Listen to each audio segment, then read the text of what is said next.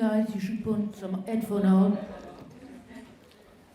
If you want to understand Russian and English, and if you don't need them, don't put them on. Okay. Okay, we are here today with a wonderful team of ANORA. First, we have Drew Daniels, who is the director of photography, le directeur de la photo.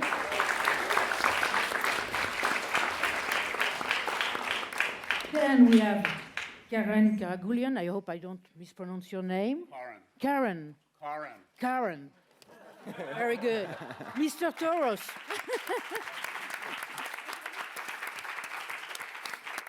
Then we have Mark Eldenstein, who is Ivan. A very bad guy.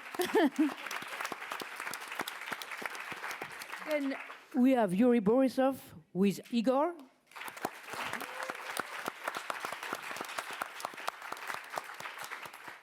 And then we have Mikey Madison, who is ANORA.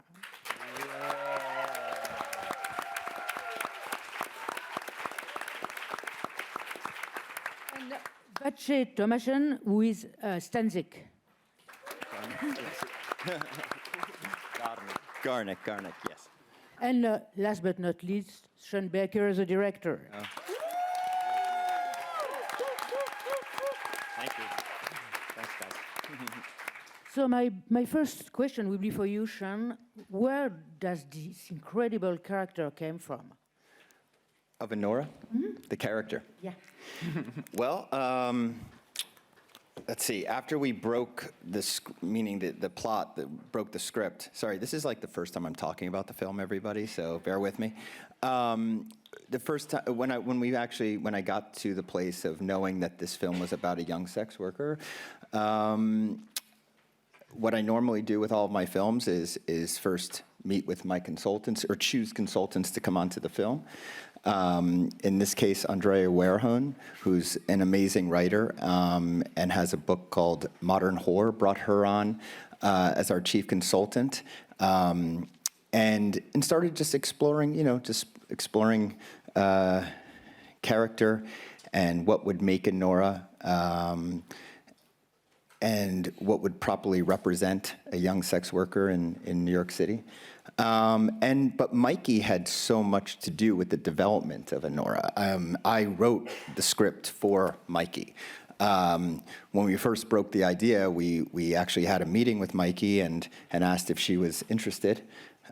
She said yes, and I said, okay, I'm going to write a script for you, with you in mind.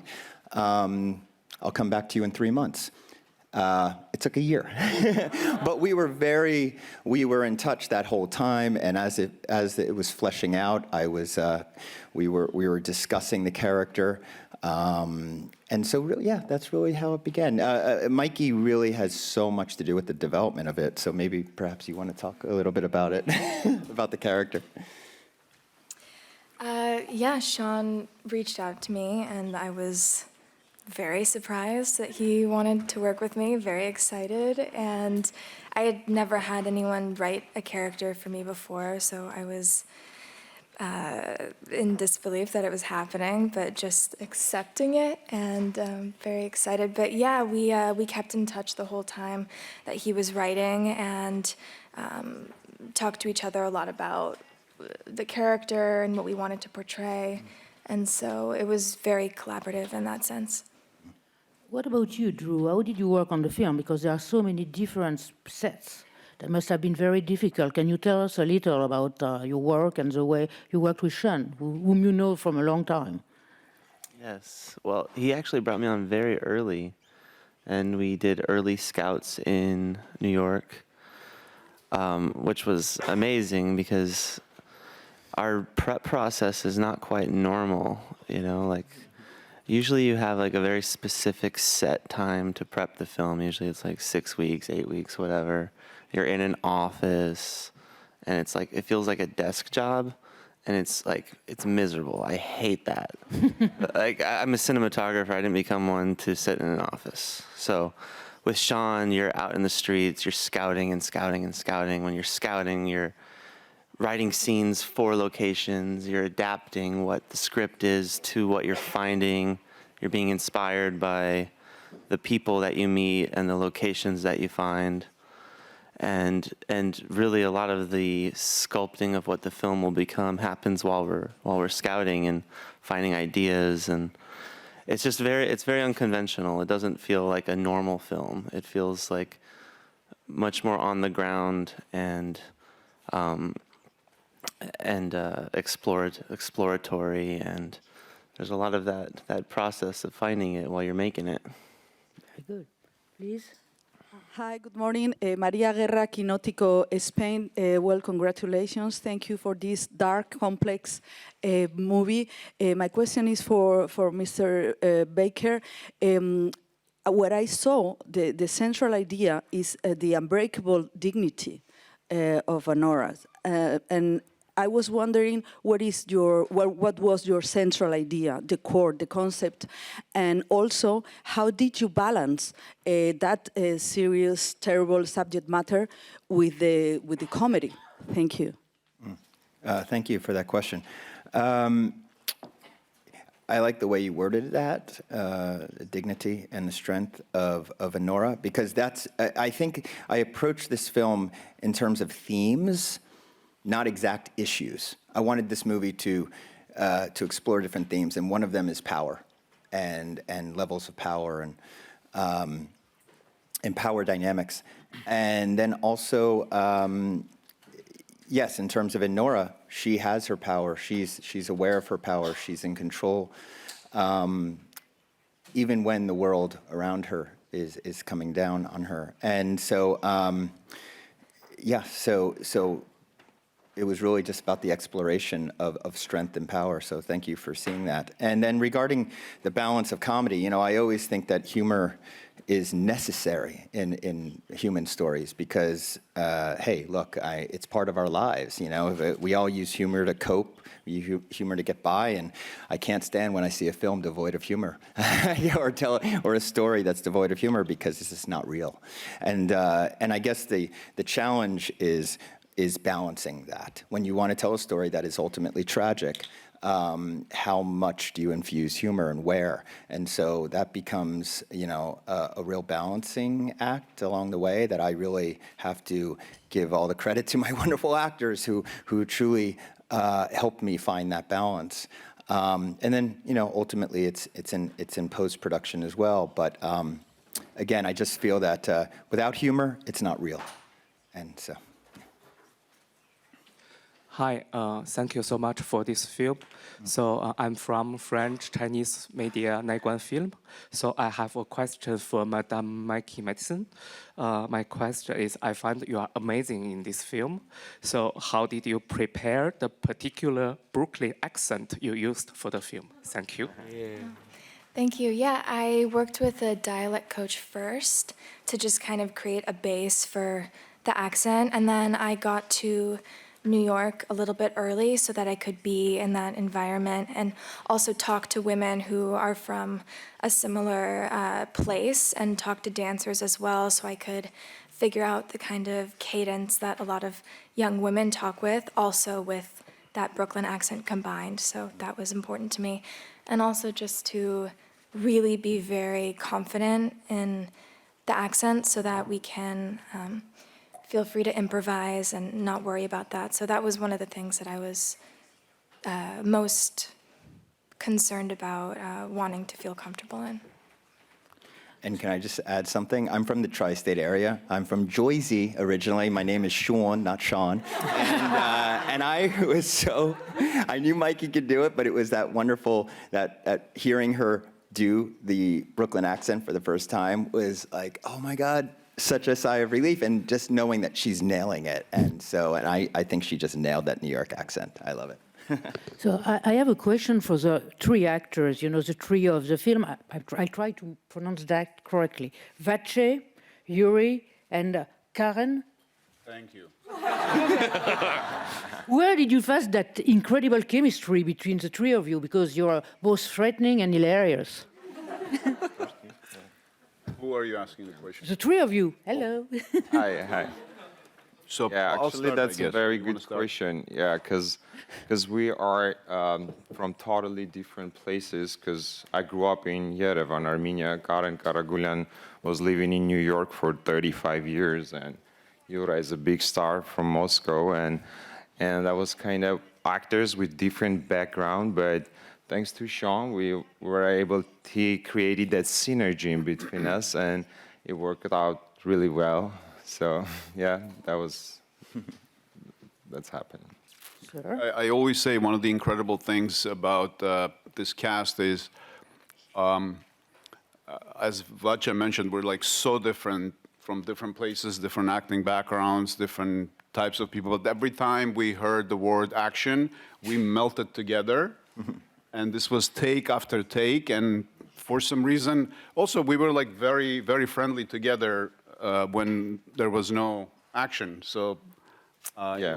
it was a blast. I mean, thanks to, we were blessed to be with these talented people. So And you, Uri? We just live together. Yeah, and it's my boss. He just say to me what I have to do, and I do.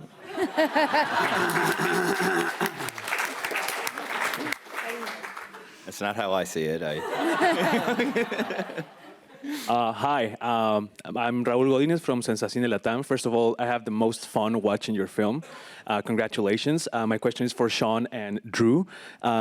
I was wondering if you could talk about a little bit about your process in writing. I believe that's a film that seems really chaotic, but it seems to be like you're in control of every scene. And how do you manage to, write chaos? And for Drew, how do you manage to shoot that?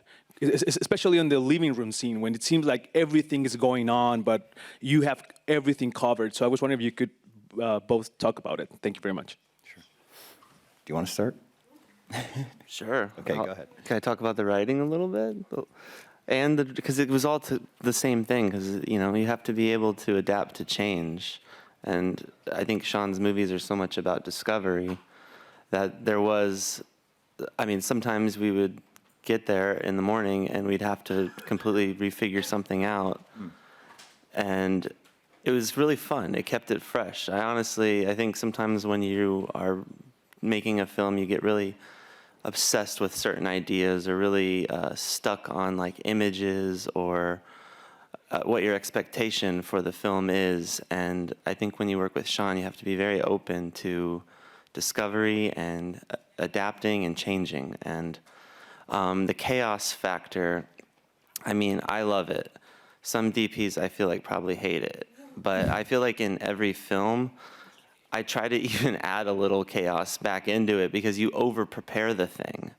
And you try to think of everything that could go wrong and every possible scenario. And I think with this film and with the films that I like to do, when there's a little bit of unpredictability and chaos, I think it translates to the screen. And I think with this film and that sequence that you're talking about, which was by far the hardest part of the film to shoot, and throughout the whole process, it was very hard. Even grading that part was hard because we shot it over many, many days. It was difficult, but we did have a plan. We knew what the blocking was very specifically, and we had the freedom to shoot it. And we wanted to shoot it in a way where it didn't feel like we weren't just shooting every angle. We shot it very specifically, almost so it could be edited very specifically from shot to shot. It felt like Hitchcock, or it felt like an action sequence when you shoot from one shot to the next shot to the next shot. So, we kind of he gives us the freedom to trust our instincts and come up with that stuff on the spot. Regarding like the home invasion is 28 minutes long, real time. And I didn't know it was going to be that. On the page, it's not all fleshed out. All the dialogue is fleshed out because it's exposition and we have to hit certain beats. But we really didn't truly know how it would look until we found our location, of course. And we have that living room, and we know how the couches are set up. And so that dictates a lot. So you can only have so much on the page, but you have to be in your location. And I'll never shoot on a set. You have to shoot in a real location. So we found this house, we found this beautiful mansion, and then it was about figuring out how to apply our script to that location. Yeah. And I should say regarding the chaos, no stunt. No stunt actors. What am I trying to say? No stunt men. They were doing their own stunts. All that is these guys, and so I'm so impressed. But I have to add about chaos. You should watch his other films. He's a master of shooting chaoses. We have much bigger chaoses in other films. But talking about chaos, how Mark was it to be in the middle of that with a part with not very nice, not a very nice guy, let's say. Yeah, Sean did amazing thing with me. I'm just, I'm not son of oligarchs, and unfortunately I have no jet, and unfortunately, yes.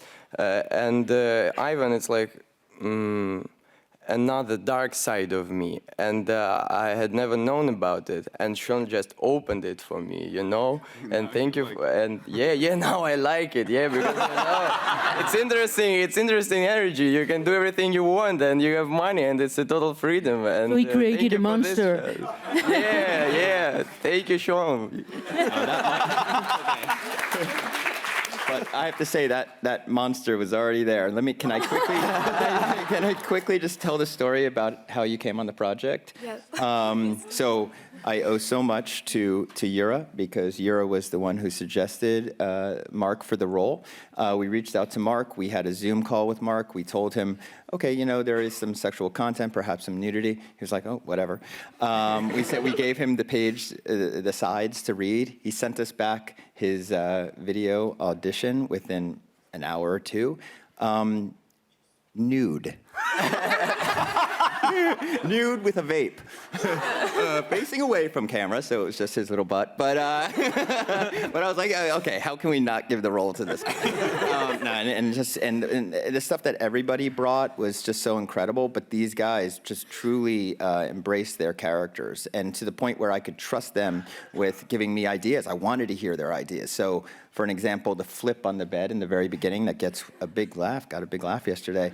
Mark asked me if he could do it, and I said, yeah, sure. And we rehearsed it, but of course with his underwear on. And I was like, good, it's going to work. When we rolled the camera, the underwear was off, and it was like, oh my God.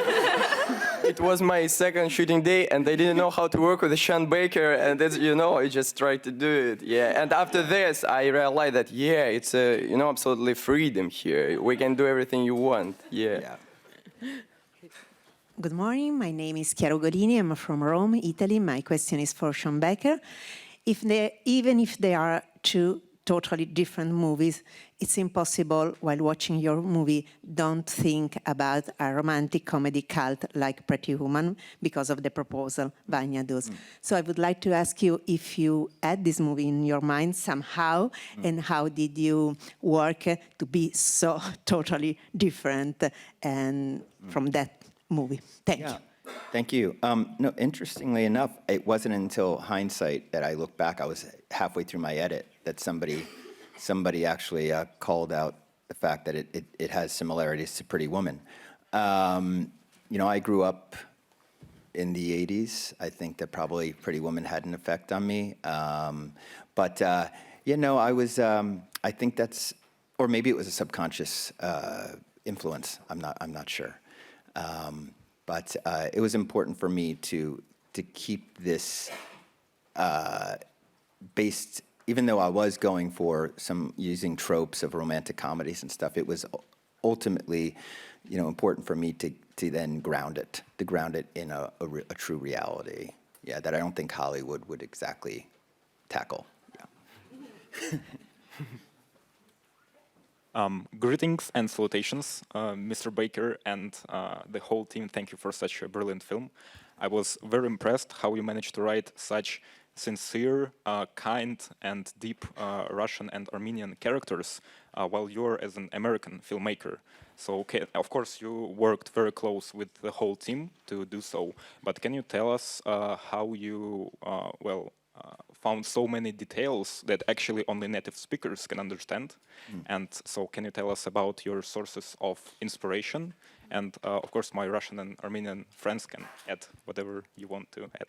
Yeah, well, I'll let these guys talk about that, but just briefly, this whole project really stemmed from Karin and I, going back, what, 15, 20 years, wanting to make a film about the Russian community in the Brighton Beach, Coney Island area. So we've been discussing this for quite a long time, and Karin has ties to the community. So really relying on him and relying on, again, as my actors came on board to make sure that we were being, that the dialogue was flowing, that the jokes were working, the slang was there.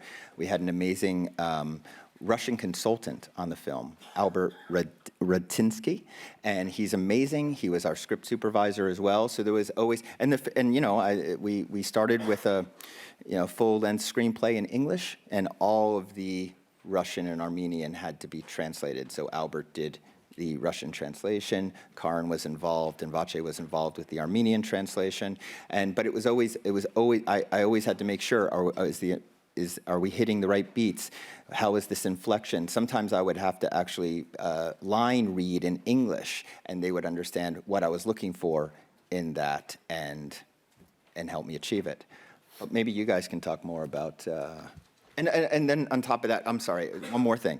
And then we had a sound mixer who is fluent in Russian, and so there was always there were so many people around me who were keeping me in check and telling me whether or not scenes were working or not. And then of course my actors are native speaking, and so they would tell me whether it would work or not, and I always trusted them.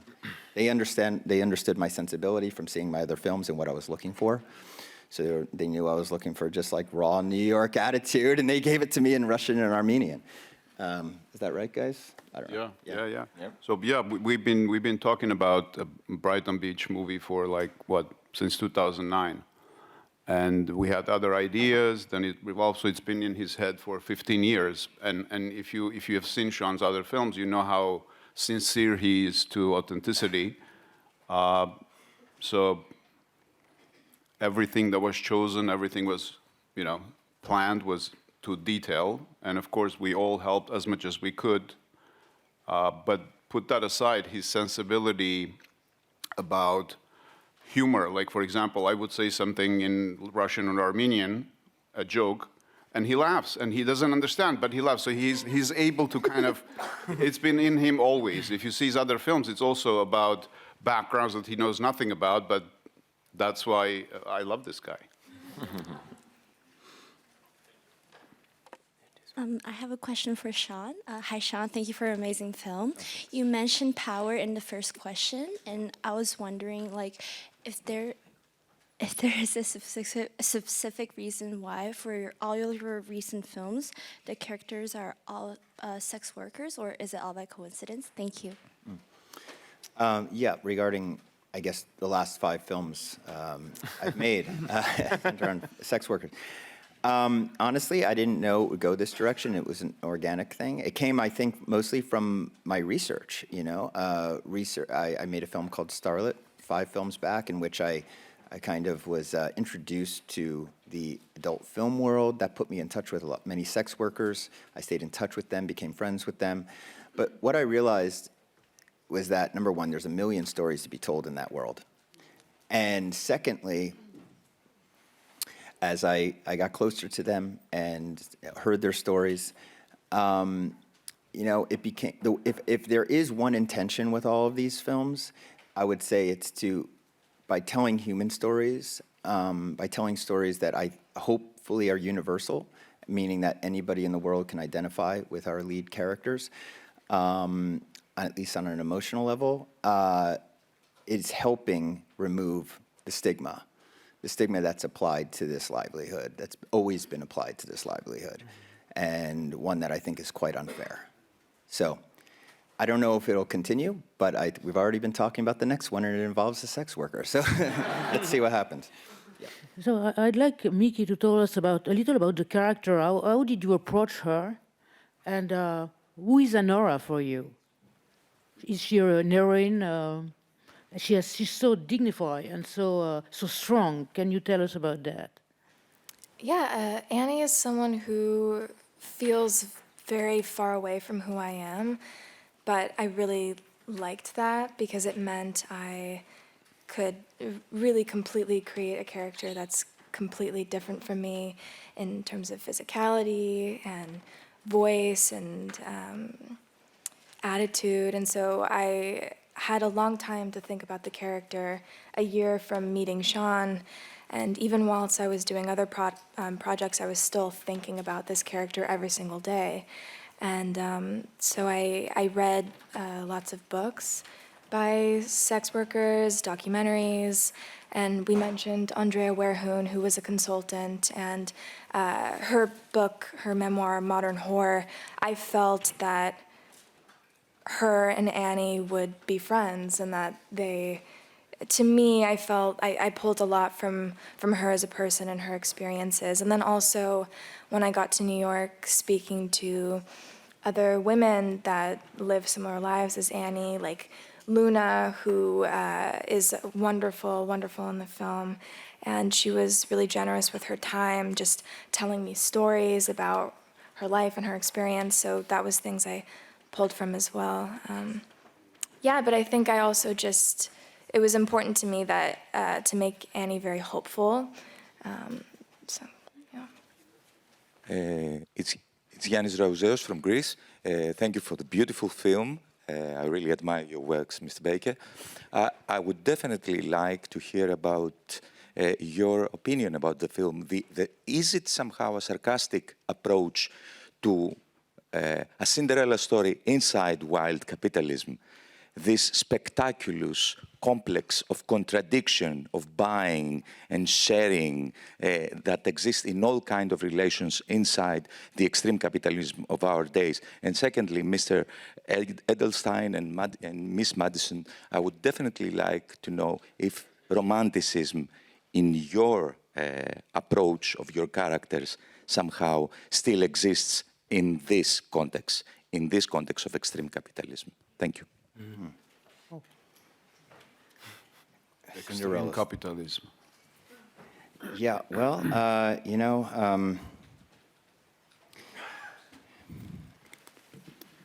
it's a very difficult question. Yeah. Do you guys want to start on your question? No. You know, I would say one thing. If you're watching the film, look at the scenes in which the sex is transactional and where it's not. And that's an important thing that I was trying to point out. Again, I try to keep my films in a place where they can be interpreted in many different ways. Always my endings, I never want to talk specifically about my opinion on them because of the fact that that would be boring. That would be preaching. And but I do, you know, I think it's important to explore what sex work is right now in the modern age, and how and how it applies, yes, to in a capitalist society, because it's a livelihood, it's a career, it's a job, and there should be respected, you know. And yet at the same time, in my opinion, and I'm speaking for myself, decriminalized. And not in any way regulated, because it is a sex worker's body, and it is up to them to decide how they will use it in their livelihood. So, I hope I answered that question. I don't know what your question. You should repeat the question, probably. Would you mind repeating the question, please?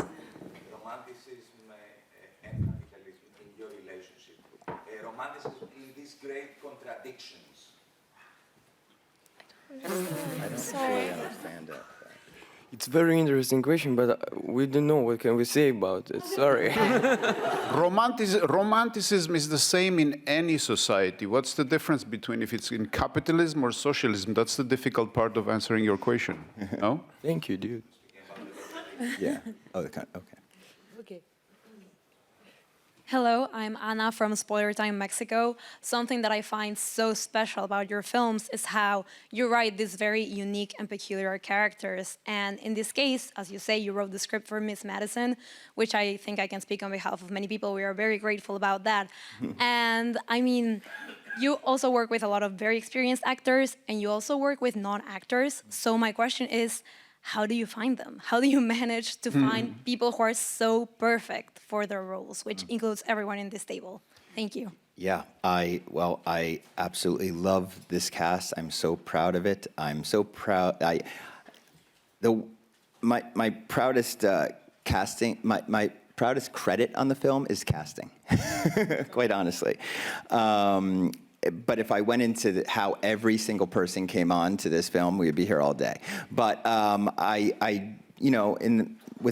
as you might know from my other films, I like to mix it with, experienced and seasoned actors and sometimes first-timers or sometimes people who have no aspiration of acting and I just find on the street. In this case, it was a little different. This is primarily, seasoned, experienced actors. All of my leads are here. And it was a really nice experience, to tell you the truth. It was incredible, because of just their incredible talent and what they would be bringing to the table every single day.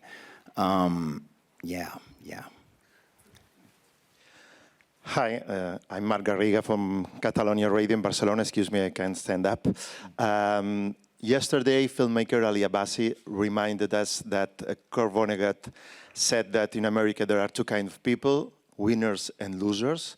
I wonder if you, Sean, agree with that, and if you agree, is your cinema a way to portray losers as if they are winners in some way? Thank you.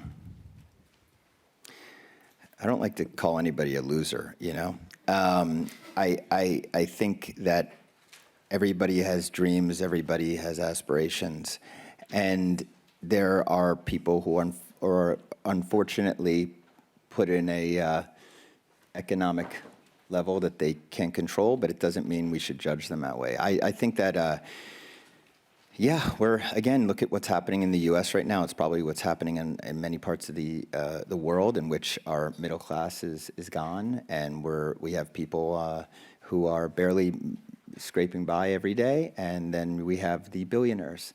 And I think that that's how can you not want to explore that?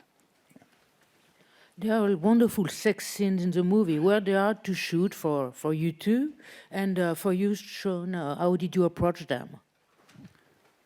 Sure. Just really briefly, as you can probably see with my other films as well, these aren't really sex scenes; they're more sex shots. So they're very choreographed. They're very blocked, and very much. I am obviously working with my actors very closely. In the choreography, and the development as well, to make sure that each sex scene or sex shot is necessary and moving the plot forward and different, and has the range of emotions in there, from perhaps eroticism, but mostly funny. I always look for humor in all of those moments, and these guys delivered. So I'll let you guys talk about it.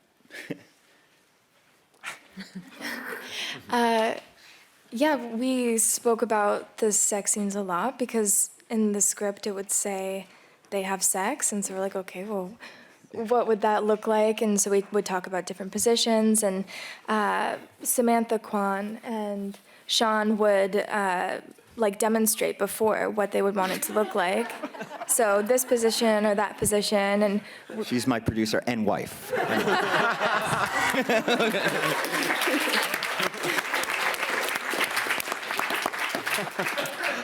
And so Mark and I would look at them and be like, okay, yes, we'll do that. And then we would shoot it. And those scenes were fun to shoot. And all of the lap dance scenes were very fun to shoot as well. Because the environment on set, I think, was just very comfortable. And after a little bit, I think I was almost too comfortable in those situations, especially walking around the club. Like, all the women are naked, and I was too, and it was completely normal. Like, I think that for Annie, her nudity is also a costume in some ways, and so to me, it was comfortable. Yeah, and I want to add Mikey.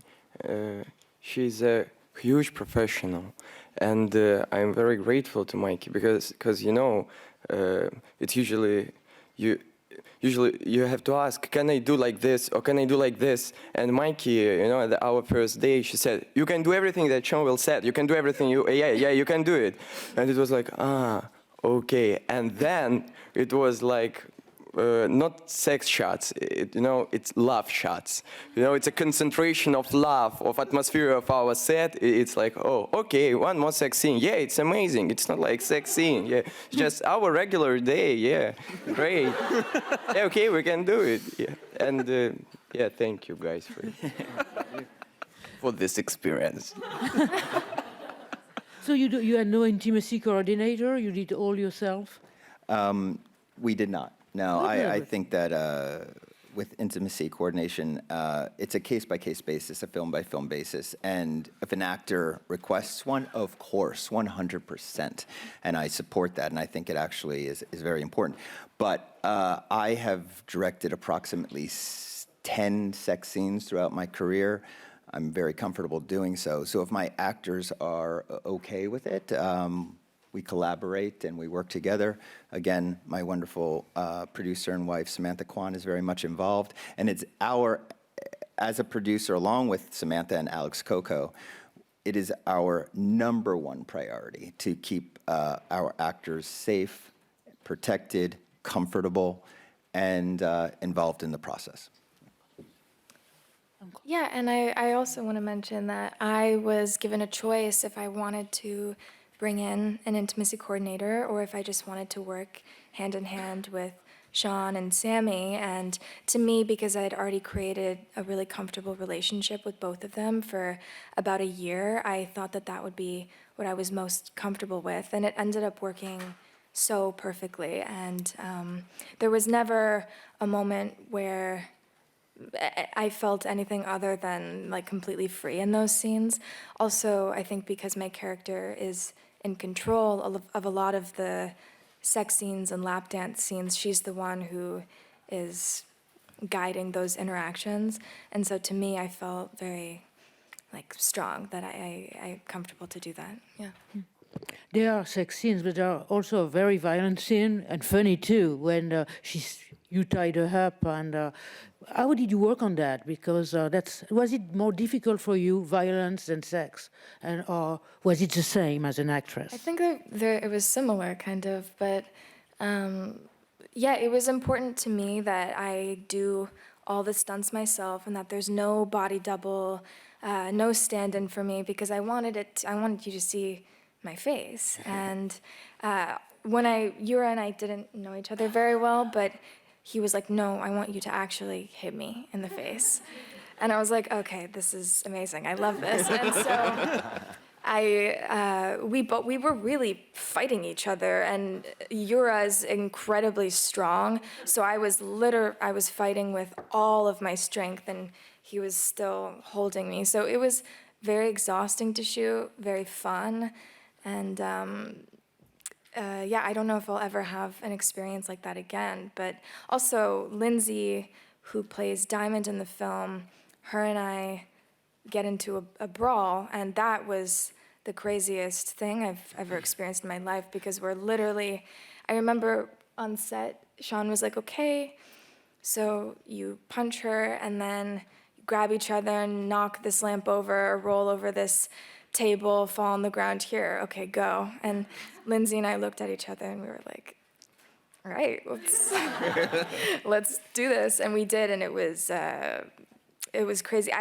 My legs were like jello at the end of it. Yura was literally like dragging me away with my whole body weight. It was very interesting. We had a stunt coordinator on board, but I think he advised, and he was just so impressed by Mikey, Yura, Lindsay, that he was just like, okay, I'm going to watch them and monitor them, but let them do it. And yeah, they gave me gold.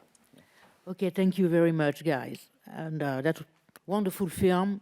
Merci beaucoup d'être venu.